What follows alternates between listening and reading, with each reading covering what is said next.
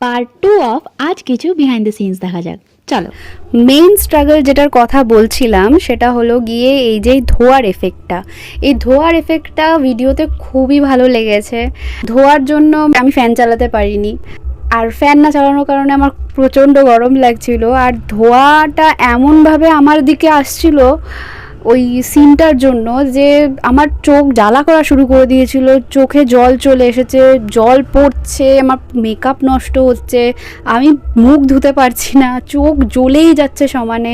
আর এই চোখ জ্বলার কারণে আমি ঠিক করে এক্সপ্রেশনটাও দিতে পারছিলাম না, আমি চোখটাকে কন্ট্রোলেই আনতে পারছিলাম না, আমার চোখ লাল হয়ে গেছিলো, আমি কিছু করতেই পারছিলাম না। ফাইনালি আমার মনে হয় 5-6টা টেক আমাকে নিতে হয়েছিল। 5-6টা টেকের পর আমি গিয়ে ভালোভাবে একটা শট পেলাম, আর মনের মতো শট।